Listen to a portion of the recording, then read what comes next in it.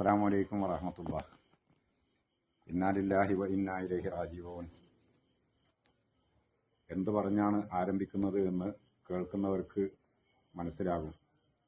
നമ്മുടെ ആദരണീയരായ വന്യരായ ആയിരക്കണക്കിന് ജനങ്ങളുടെ ഗുരുനാഥനായ മസ്ഊദ് സഖാഫി ഉസ്താദ് നമ്മളോട് വിട പറഞ്ഞിരിക്കുന്നു. പണ്ഡിതന്മാരുടെ മരണം ലോകാവസാനത്തിൻ്റെ അടയാളമാണ്.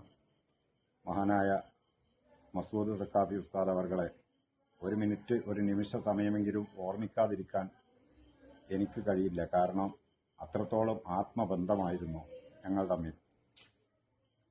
ഈ സാധുവായ ഞാൻ മഹാനായ ഖുർത്തുബി ഇമാമിൻ്റെ ഒരു കിതാബ് തദ്കിറ എന്നുള്ളൊരു കിതാബ് മലയാളത്തിലേക്ക് വിവർത്തനം ചെയ്യുകയും ആ കിതാബ്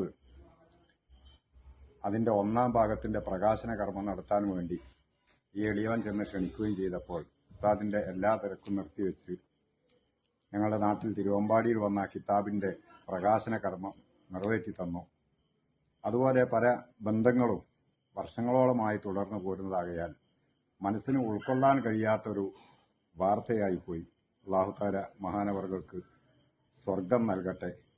മഹാനവർകളുടെ ശിഷ്യഗണങ്ങൾ മദ്രസ കുട്ടികളല്ല, മുതാല്ലിങ്ങളല്ല, മുഅല്ലിങ്ങളല്ല, എല്ലാവരും അടങ്ങിയ വലിയൊരു സമൂഹം തന്നെ കേരളത്തിൻ്റെ പല ഭാഗത്തും, നമുക്കറിയുന്നത് കർണാടകയുടെ പല ഭാഗത്തും നമുക്ക് കാണാൻ കഴിയും.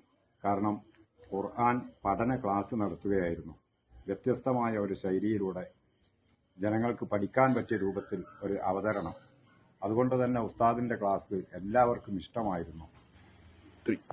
കിലോമീറ്ററുകളോളം യാത്ര ചെയ്ത് രാത്രിയിൽ ഇശാഇന് ശേഷം, സുബഹിയുടെ മുമ്പ്, സുബഹിയുടെ ശേഷമെല്ലാം മഹാനായ ഉസ്താദ് അവരുടെ ക്ലാസ്സിൽ പങ്കെടുക്കാൻ പലരും പല ഭാഗത്തും എത്തിച്ചേരാറുണ്ടായിരുന്നു. അല്ലാഹു തആല അതിൻ്റെ എല്ലാം അനന്തരഫലം മഹാനവറുകൾക്ക് ജന്നാത്തുൽ നഈം തന്നെ നൽകി, ജന്നാത്തുൽ ഫിർദൗസ് നൽകി അനുഗ്രഹിക്കുമാറാകട്ടെ. മഹാനവർകൾക്കൊപ്പം സ്വർഗ്ഗലോകത്ത് അല്ലാഹു തആല നമ്മെ എല്ലാവരെയും ഒരുമിച്ച് കൂട്ടി അനുഗ്രഹിക്കുമാറാകട്ടെ എന്ന് ദുആ ചെയ്യുന്നു. അസ്സലാമു അലൈക്കും വറഹ്മത്തുള്ളാഹി വബറകാതുഹു.